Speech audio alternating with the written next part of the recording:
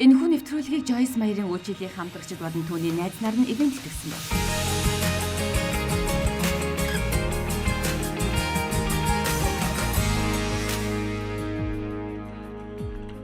Бурхан биднийг түүний өгсөн амьдралд ад жаргалтай байгаасай гэж хүсдэг. Бид амрах хэрэгтэй. Гэхдээ би мах бодоор амрах биш. Дотоод ертөнцөө амрах хэрэгтэй. Үргэлжил нэг зүйлийн төлөө санаа зовж, түүнийгээ зохицуулах гэж бүх зүйлийн учрыг олох гэж оролдох шаардлага байхгүй. Та бүх зүйлийг ойлгож, олж мэднэ гэж байхгүй.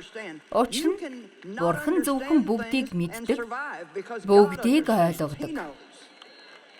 Амен. Энэ гэм буруутай үйлдэл надад үнэхээр хэцүү байсан. Би гэмээ гэмших хүчийг олж авсан. Бурхан таны хэрэгцээг хангахыг хүсдэг. Тэр таныг элбэг дэлбэг байж бусад хүмүүст ивэл болоосай гэж хүсдэг.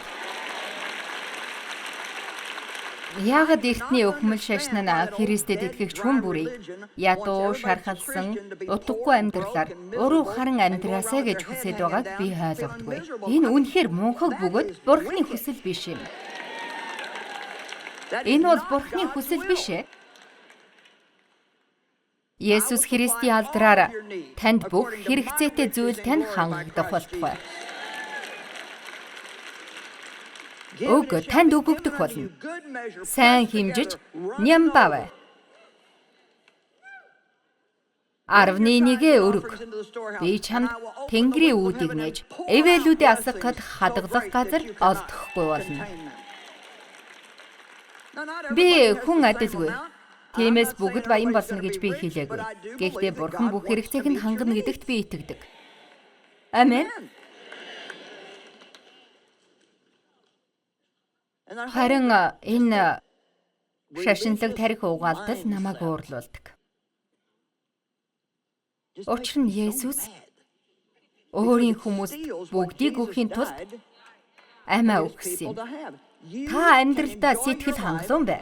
Үргэлжил буруу зүйл хийсэн юм шиг байж, өөрийгөө буруутгахаа болох хэрэгтэй юм. Есүс энэ дэлхийд ирсэн гол шалтгаан нь бид байнга алдаа гаргаж, маш их ганцаардмал байгаа учраас ирсэн. Тийм ээ. Таны амь аврагдах болно. Гэхдээ та алдаагаа хийсээр л байна. Та махан биетэй болохоор байнга зөв зүйлийг хийж чадахгүй. Тийм ээ. Би Бурханы үгээр гэмших хүчийг олж мэдсэн гэдгээ өмнөх хичээлүүдээрээ бараг сая удаа хэлж байсан баха.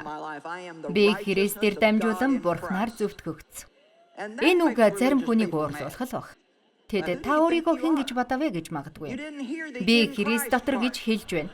Би өөрөө биш, харин Христ дотор Бурхан намайг зөвтгсөн юм.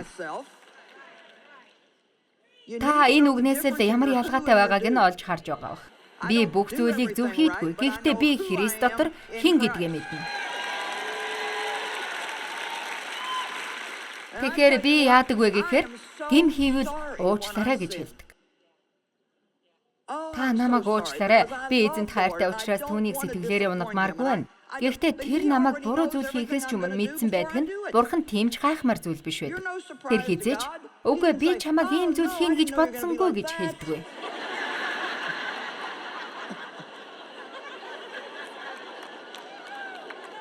Бид Бурхан сэтгэлээр унсан байх та гэж боддог. Гэтэл тэр таныг хийхээс ч өмнө юу хийхийг тань мэдэж байдаг. Бурхан хүний зүрх сэтгэлийг хардаг. Та Бурхантай хамт байх харилцаанд илүү анхаарч байгаа учраас л энд амралтын өдрүүдээр ирж Бурханы үгийг та сонсхийг хичээж байна. Тийм ээ, энэ бол таны Бурхантай хамт байхыг хүсэж байгаа тэмүүлэл юм.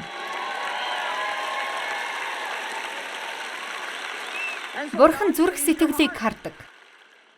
Библиэлд Бурханы үг таны дотор суулгагдахад Сатан ирээд шууд хулгайлахыг хүсдэг гэж хэлдэг. Түүний хийдэг нэг зүйл бол та үгийг сонсохоор энд ирсэн. Тэгээд гэртээ харих замд тань.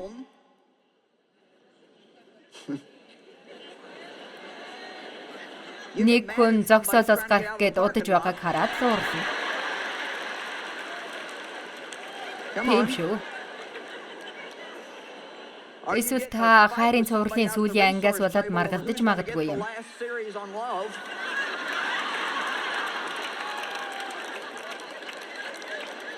Үнэхээр шүү. Нэг эмэгтэй өөр нэг эмэгтэйтэй хайрын цувралын сүүлийн ангиас болоод маргалдаж байхыг би харсан.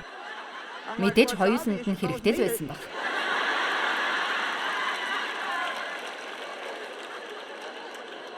Махан би үнэхээр муухаг. Та бүгд үнийг хэлдэг. Бүгд л мэддэг. Үнэхээр муухаг. Гэхдээ бидний дотор Бурхны мэрэгэн ухаан байгаад нь талархъя. Миний талархдаг зүйл бол ариун сүнсээр гэмшил байгаад талархдаг юм. Бурхан минь, би хүмүүстэй зөв бусаар харьцаж байхдаа юу хийж байгаагаа мэддэггүй байсан. Гэхдээ одоо биш л дээ. Гэхдээ минутын өмнө би нэг хүнтэй баг зэрэг муухай харьцаад муухай өнгө аястай ярьчихсан. Нэг тиймэрхүү. Би өөрөө мэдэж байсан. Бурхан минь намайг уучлаарай, ёстой уучлаарай гэдэг. Хэрэгтэй гэж үзэж байгаа бол тэр хүндээ бас уучлаарай гэж хэлдэг. Уучлаарай намайг та. Миний буруу байлаа гэж хэлэхээс битгий имэж байгаарай. Битгий шалтак тоочоорой. Зүгээр л намайг уучлаарай, миний буруу гэж хэлж бай. Энэ нь таныг чөлөөлж нөгөө хүнд танд чухал байдаг. Тийм болохоор л би Христ Есүсээр дамжуулан Бурханд зөвтгөгдсөн. Түүний хурганы цусаар дамжуулан би ариун болсон. Намайг сайн явахад цаад болох ямар ч зүйл байхгүй. Намайг шүүмжлээд байгаа хүмүүс тэдний буруу гэдгийг харуулах болно гэж би хэлдэг. Та нарт хэдэн зүйл хэлж өгье. Гэрийн даалгавар гэж хэлж болно. Та өөрөө бас хийж болно. Яагад гэхээр энэ хаалгаар гараад та санахгүй байж магадгүй. Та өдөр бүр чангаар энэ үгийг хэлж байвал ямар байна вэ? Заавал хин нэгэнд хэлэх алба байхгүй л дээ. Тэр хүмүүс ч ойлгохгүй. Тэр хүмүүс таныг их л бардан байна гэж бодно. Гэхдээ үгэнд хүч байдаг шүү. Тийм биз дээ? Үгэнд хүч байгаа. Тиймээс үгийг хэдий ч инээ хэлнэ, төдий ч инээ та итгэлтэй байх болно. Үгийг хэлэх хэрэгтэй гэхээр би саятан болмоор энэ компани захирал болмоор байна гэж хэлээрэй гэж хэлээг байна. Харин Бурхан таны талаар юу гэж хэлж байгааг хэлээрэй гэж байгаа юм. Иймэрхүү байвал ямар вэ? Би бол Бурханаар хайрлагдсан, тослогдсон. Би бол чадварлаг, маш онцгой. Би зүгээр л би болчихоогүй. Бурхан өөрийн гараар намайг бүтээсэн. Би өдөр бүр сүнсээр өсөж, алдраас алдарт хүрдэг. Би өөртөө дуртай, өөртөө хайртай. Би өөртөө жаргалтай. Би Бурханы хүслээр явдаг. Тийм ээ, миний бүх гин нүгэл уучлагдсан. Бурханд надад зориулсан гайхалтай төлөвлөгөө байгаа. Би амьдралдаа гайхалтай зүйлс хийх болно гэж хэлээрэй. Үнэхээр та иймэрхүү зүйл хэлвэл ямар байна? Та өөрчлөгдөнө гэж бодож байна уу?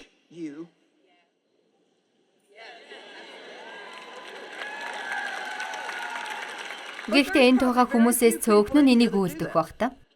Та нарын дунд өөрийгөө сөргөөр хэлж байсан хүн байна уу? Би бол тэнэг. Би хизээ зөв зүйл хийхгүй. Би хитрхи тарган. Миний хөл дэндүү том, миний хамар махир. Би өөрийгөө үзэн ядаж байна. Би ийм байсан бол, би тийм байсан бол гэдэл. Та иймэрэл байна.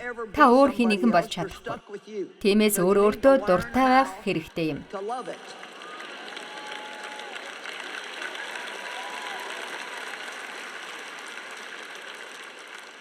Та өөрийгөө хүлээн зөвшөөрснөөрөө өөрийгөө байгаагаар нь хүлээн авснаар таны амьдралд ямар өөрчлөлтүүд гарч болох вэ? Пастор ихнэр болох гэж хичээх, хажуу айлын хүн шигэ болох гэж оролдох хэрэггүй. Би та нарт амьдралын түүхээ ярьж байсан. Тийм ч сайн биш үү? Би хэлэхгүй гэж бодож байснаа сүлдэн дандаа хэлчихдэг зантай. Би Дэвтэй адилхан болохыг хүсдэг байсан. Яагад гэхээр тэр нэг л амар амгалан хэвдээд. Нэг тиймэрхүү. Дэвийн хариулт байнга бэлэн амар байдаг бол миний хариултын учрыг олох их төвөгтэй байсан. Бурхны авралаар одоо би тийм байха байсан. Гэхдээ л өөрийгөө тэрэн шиг ойлгож чаддаггүй. Магадгүй хизээж чадахгүй бах. Тэглээгээд яах вэ гэж юу? Энд чи зүгээр шүт. Яагаад зүгээр гэж юу? Би байгаагаараа л байна. Аль болох хурднаараа л өөрчлөгдөх гэж хичээж байгаа. Бурхан миний зүрх сэтгэлийг мэдж байгаа. Өөр нэг юм хэлэх үү? Бурхан намайг байгаагаар минь хүлээж авч надад хайртай байна.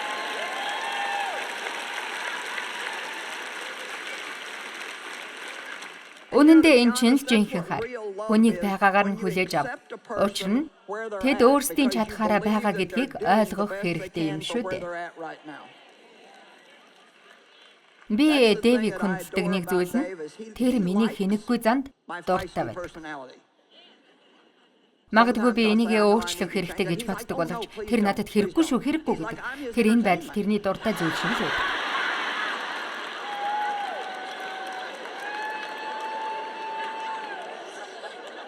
Би анх Дэвтэй танилцах үед ээжийнхээ машиныг угааж байсан юм. Тэр үед тэр намайг өдөх санаатай. Хүү чи ингэж хизээ машинаа угааж дуусгах гэж байна. Минийхийг дараа нь угаах уу гэж хэлэхэд нь би машинаа угаамаар байгаа л өөрөө л угаа гэж хэлж байсан. Харин тэр үед Дэв дотор энэ чи миний охин шүү гэж хэлж байсан. Тэгээд тэр гэрэлмээр байна гэсэн. Тэр эхнэрийн төлөө залбирч байсан. Тэрээр би л тэрэнд хэрэгтэй тийм л эмэгтэйг надад өгөөрэй гэж залбирч байсан. Тэрний буруу байсан. Бурхан тэрний залбиралд хариултаа өгсөн. Бурхан тэрэнд үнэхээр залбирлын хариултыг өгсөн. Тэр намайг хараад үнэхээр би энэ хүнд хэрэгтэй гэж бодсон гэсэн. Тиймээс би тэрэнд таалагдсан. Харин би өөртөө дургүй байсан. Өөрийнхөө дуу хоолойнд дургүй, үнэхээр дургүй байсан. Өөр бас нэг дургүй юм миний үс. Ягаад үсэндээ дургүй вэ гэхээр миний үс хүссэн шиг минь байгаагүй. Нарийн ширхэгтэй байгаагүй. Гэхдээ хүүхдийн үс шиг л байсан. Би урт үстэй бас шар үстэй баймаар байсан. Гэтэл миний үс бор байсан. Тэгээд бас би жингээ тэгээд л хүн ер нь өөрт байхгүй зүйлэл хүсдэг. Заримдаа таны хүсэж байгаа зүйл бусдад байхаар та дургүй үздэг.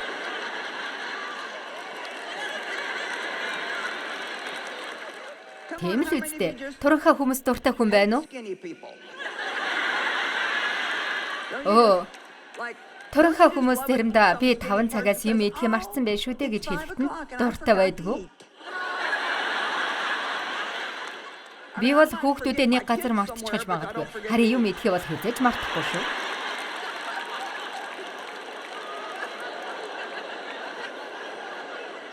Заримдаа үнэхээр супер ээжүүд байдаг. Тэд бүгдийг хийж чаддаг. Тэд зураг зурж юм ойдог. Тэгээд тэд цэцэрлэгтэй. Тэндээ ногоод арчихсан. Нэг иймэрхүү байдаг. Харин миний хийх дуртай зүйл бол муу нэгнийг үгүйсгэж хий нэгэнд номлох.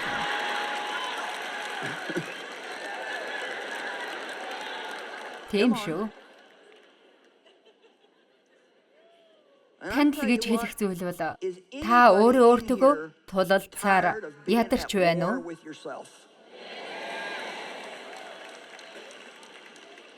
Би танд яаж хэлэхээ мэдэхгүй байна. Та амар тайван байдлаас өөрийгөө хол байна гэж бодож байгаа бол танд үннээр нь хэлмээр байна. Амар тайвныг та өөртөө олж авснаар амьдрал тань үнэхээр өөрчлөгдөж, та өөрөө бас өөрчлөгдөх болно. Жойс би юм байж яаж өөртөө дуртай болох вэ гэж асууж байгаа бол та илүү өөрчлөгдөх болно гэж би хэлмээр байна. Та өсөх болно, өөрчлөгдөх болно.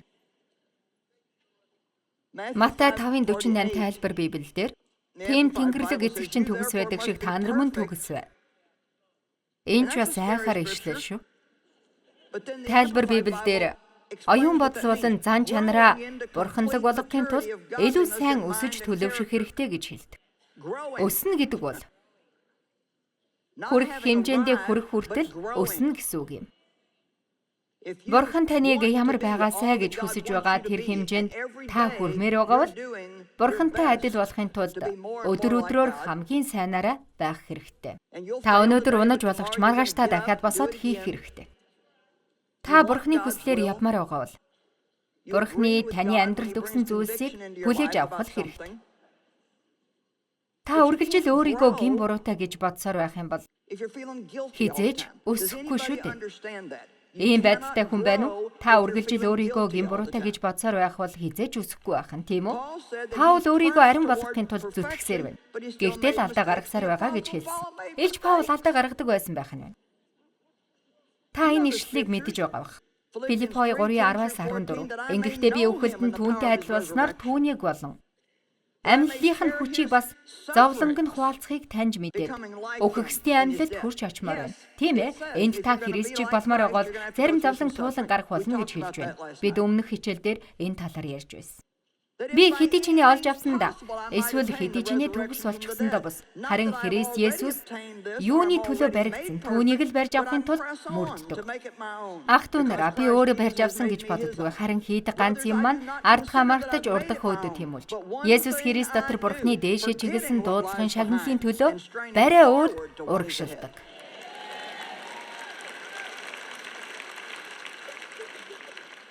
Таныг энэ нүглийн төлөөс төлөгдсөн. Та төлөх шаардлагагүй бас. Таны хийх зүйл бол итгэх юм. Бурхны үгэнд итгэж, гэмших хэрэгтэй бөгөөд өсөлтөнд хүрэхийн тулд цааш үргэлжлүүлэн явах юм. Та амьдралынхаа туршуулсан. Магадгүй та нар дунд би юу н аврагдсан болов уу гэж бодож байгаа хүн байна уу? Та магадгүй би иймэрхүү зүйл хийж байж яаж аврагдах болж байна гэж бодож байж магадгүй. Би хаяа хачин зүйл зүүдэлдэг. Иймэрхүү хачин зүйл зүүдлэхээр би босоод бодлоолаад суучихдаг юм. Би үнэхээр Христэд итгэгч мөн үү?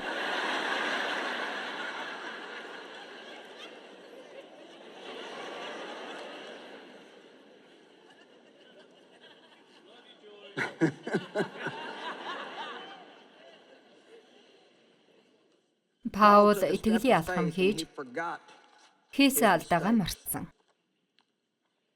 Та бүгдийг баярлуулах зүйл уншиж өгье. Энэ нь алдаагаа ярих аялал юм. Би жилийн жилд энэ үеэр үнэхээр аялах дургүй. Тэгэд би ямар ч байсан бэлтгэлээ хангасан. Аялал таатай байхгүй гэдгийг, сайн зүйл болохгүй гэдгийг ч мэдэж байсан. Гэхдээ би энэ аяллаа зорилго бол алдаа буруутай зүйлээ ярьдаг гэд байгаа ш. Тэгэд нислэг байвал хурдхан нисье гэж бодсон.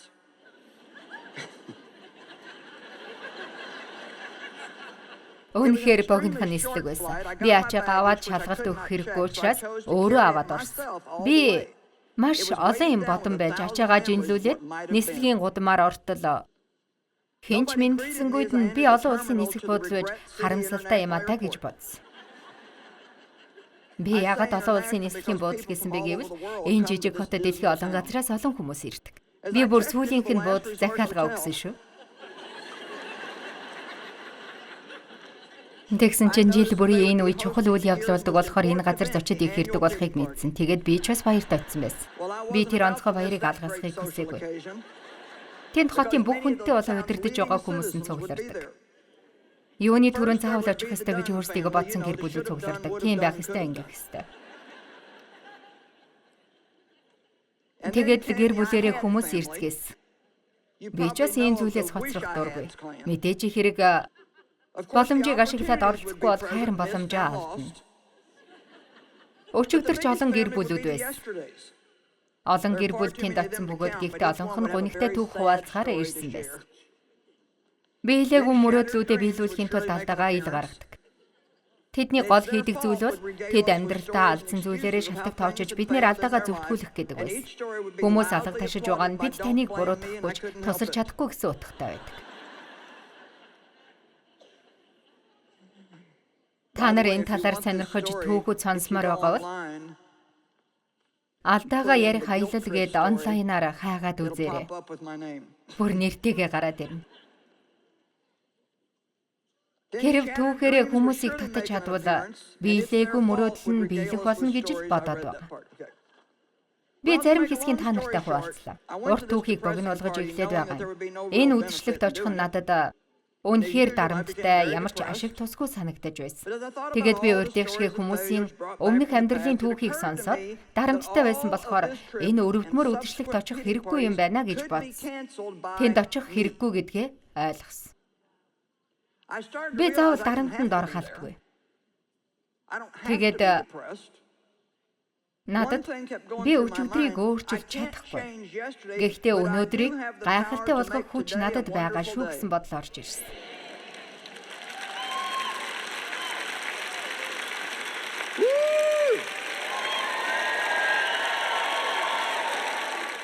Тийм шүү. Би өчигдрийг өөрчилж чадахгүй.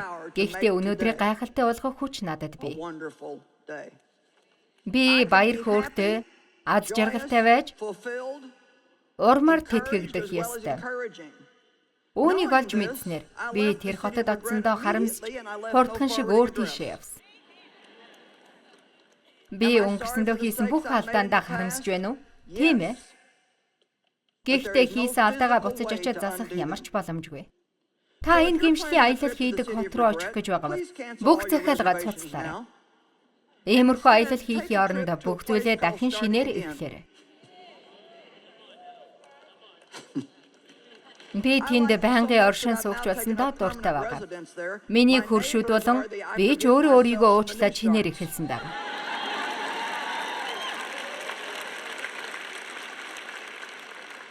Та хүнд ачаа үрээд яваад байх шаардлага байхгүй. Учир нь тэр ирснээр таны мөрөн дээр байгаа ачааг авсан. Бурхан таныг шинээр эхлэхэд тусалж ивэх болтугай. Та өөрөө шинээр эхлэх газраа олох болно. Таны зүрх сэтгэл дотор ч байгаа. Та харин шинээр эхэлчихэд миний хэлснийг санаад би энийг хийж чадна гэж хэлээрэй.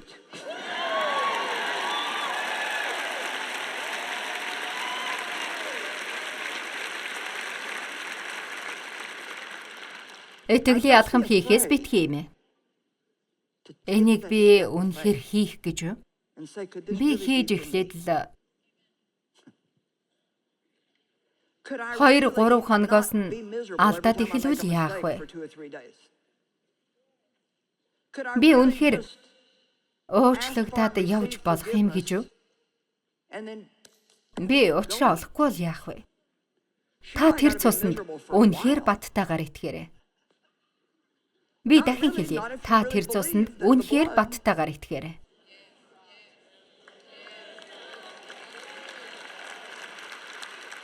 Хуучин гэрээг харвал гэмнүглийг хучих хэрэгтэй байсан. Ямар нэгэн муухай зүйлийг хуччихсан ч гэсэн тэр зүйл тэнд байгаа гэдгийг мэдсээр л байна. Тэнд байгаа гэдгийг мэдсээр л байвал бас л хэцүү.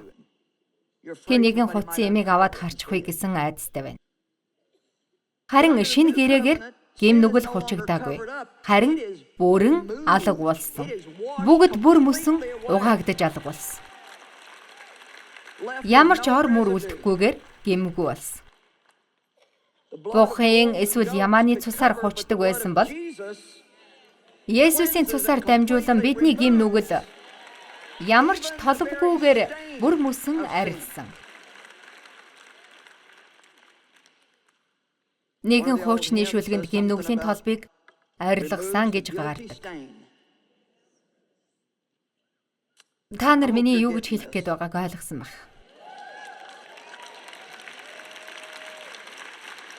Би та нарыг эндээс өөр хандлагатай болоод гараасай гэж хүсэж байна. Би алдаа гаргаснаа мэднэ. Би буруу зүйл хийснээ мэднэ. Би дахиад ч буруу зүйл хийх болно. Гэхдээ би Бурханд хайртай. Тэр надад хайртай. Би тэрнтэй гайхалтай харилцаатай. Би одооноос өөрийгөө хайрлаж баярлуулах болно гэж хэлээрэй. Тэгснээр юу болно гэж бодож байна уу? Та өөрийнхөө байгаа дуртай байх тусам бусад хүмүүс ч бас танд илүү сайн байх болно. Амен. Та өөрөө илүү их таатай амьдрах болно. Сүнсээр төлөвшсөн бол Бурханд өөрийгөө хинтээ алдаатай гэсэн байдлаар байнга харуулж цагийг дэмий өргөх хэрэггүй.